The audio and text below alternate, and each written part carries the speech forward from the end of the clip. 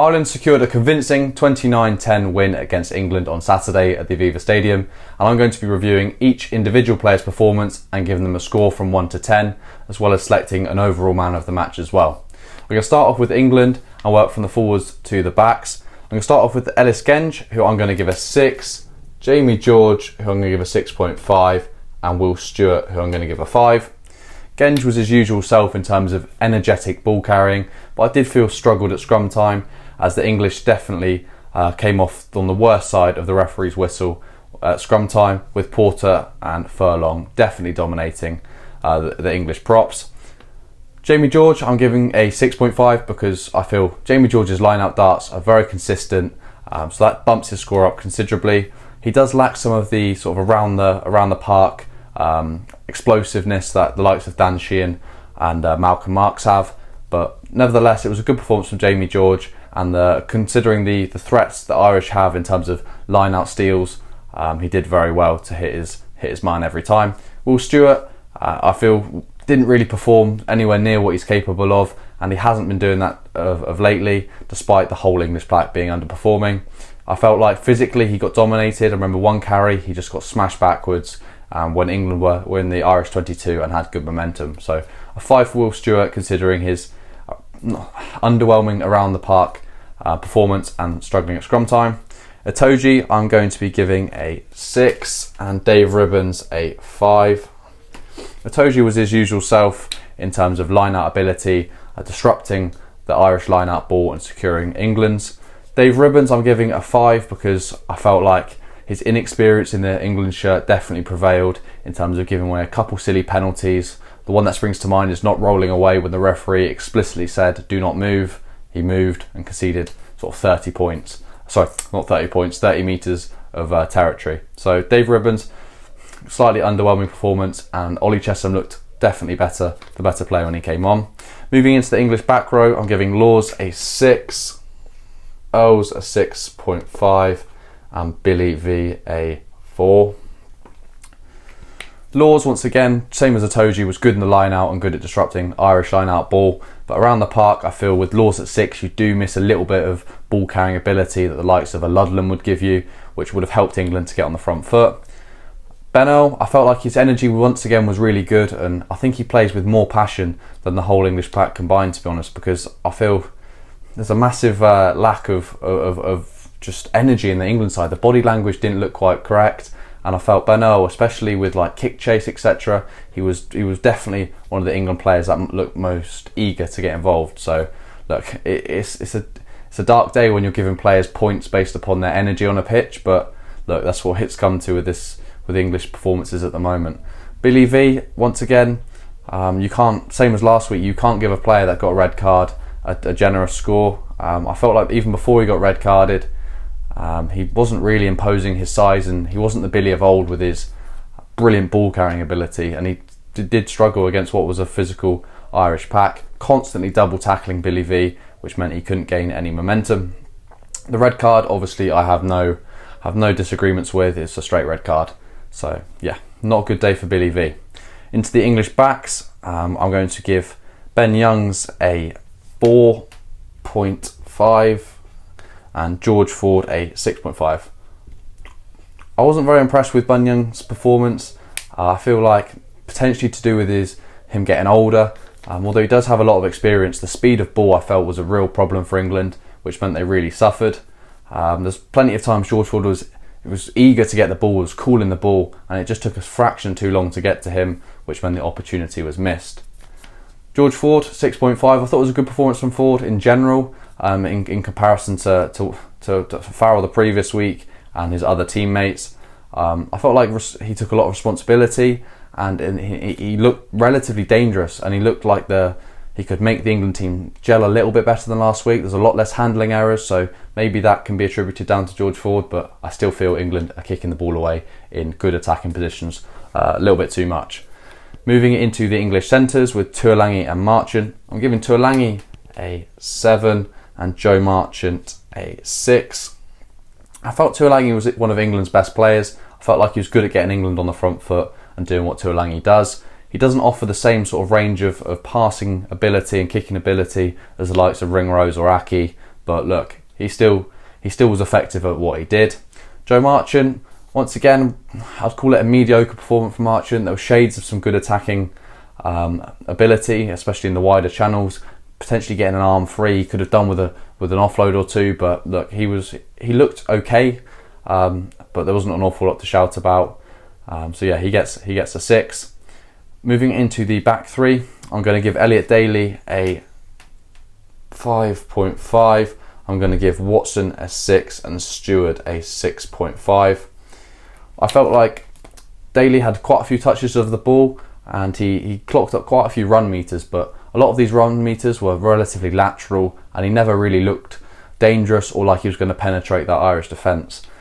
Daly, I feel, could have used his kicking boot a little bit more. I felt like, maybe use Daly as a second 15 as another kicking option, as opposed to him running it consistently. Watson on the other wing, I felt performed better than Daly. I thought Watson looked a little bit dangerous early on. He had a couple one-on-ones and quite a few touches of the ball, so I was relatively impressed with Watson early on, although he did fade later on in the game. But not necessarily down to Watson, more the lack of English possession. Freddie Stewart, always a rock under the high ball, and not a poor performance from Freddie, but he could do with others around him sort of stepping up. I feel Freddie Stewart is one of the only English backs that looks dangerous with the ball in hand. Not as dangerous as half of the Irish players, but as far as the English players go, he's one of the main players that puts his hand up to ball carry, especially from the deep positions returning kicks. Now that was the English team and the scores I've given them. Relatively poor day out for the English. Now moving on to the Irish, what was a much better performance from Ireland, so hopefully I'll have a more positive words to say. I'm going to give Porter, Sheehan and Furlong, giving Porter a 7.5, Sheehan a 6.5 and Furlong a 7.5. Porter and Furlong both got the best of the English props at scrum time and milked quite a few penalties there, which really helped the Irish exit their half and gain some good field position. I've given Sheehan a 6.5. I do feel it's obviously difficult to judge a player who's come off injured in a game. I think it was just before half time. A couple line out concerns from Sheehan early on. He had some good running and had a good peel off a line out with the sort of the ball goes off the top. Van der Fleer peels off, pops it to Sheehan on a hard line, and he's brilliant at that. But I do feel the line out struggled a little bit early on with a little bit of disruption. Now talking about the disruption at the line out, I feel Sheehan, Byrne and Ryan, potentially Omani as well, all have to take a little bit of responsibility for the line out not quite functioning. I'm going to give Byrne a 7 and Ryan a 6.5. So both these players were good around the park, but I take their mark sort of half a point or a point down just because the line out really did struggle. There was like 4 or 5 opportunities where either the ball carrier in the line out maul got sealed off, so it was obstruction, or a drop ball in the line out. So yeah, they have to take some responsibility for that. But I thought Byrne especially was very good at disrupting English ruck ball and was a menace in the breakdown, and Ryan did his fair share of that as well. Moving into the Irish back row, I'm going to give Peter O'Mahony a 6, Josh van der Fleer a 7.5 and Prendergast a 7. O'Mahony had a relatively quiet game, made a good break down the left hand side and made quite a few metres before taking it into contact. But I felt like, especially with the line out not necessarily functioning, which he's one of the main callers of, especially when he goes up at the front, he has to take some responsibility for the poor line out. And I do feel like he was relatively quiet around the park, not as many carries as usual, and generally a quiet game for O'Mahony. No sort of standout errors he made, but I'd have liked to see him be a little bit more involved. Van der Fleer is his usual quality self, always running those hard lines and those hard tip passes, and that really were quite effective for Ireland. Van der Fleer didn't necessarily get over the ball as much as I'd usually see from him, but yeah, it was a quality performance from Van der Fleer, as it always is. Now Prendergast, the debutant I believe, or it's the first time I've seen him play, I was actually very impressed. As far as debuts go, very nervous day for the player, and I felt like he really turned up. Some good touches, there was a couple errors in there, but as far as sort of general consensus, I thought he was good. I thought he got involved more than you'd usually expect from a debutant. He didn't shy away from contact, and yeah, definitely got involved. So I was impressed with Prendergast. Now moving into the Irish backline, I'm going to give Gibson Park a 7 and tied Byrne at 6. Gibson Park had a decent performance in my point of view. Nothing too flashy, but I felt like the tempo and the speed of ball massively exceeded that of Ben Young's, and I thought it was good around the park and gave Ross Byrne some good service. Byrne, I don't believe he used the good service from Gibson Park as well as many would like. I don't feel like he gelled with his outside backs the same as usual. A lot of the comments on the last video were giving Ireland a little bit of the benefit of doubt, considering they haven't played together since March, and a lot of these guys haven't played a competitive fixture since May. So those are a couple of the reasons that they weren't potentially firing on all cylinders. But not an awful performance from Byrne, but I'd like him to tighten up some of the passing and be a little bit more cohesive with his back line, as well as just fixing his goal kicking a little bit, because a couple of I think he missed 3 kicks at goal, which in a tight test match could make it the difference. Moving into the Irish centres, which were very impressive, I'm going to give Bundy Aki a 9 and Gary Ringrose an 8.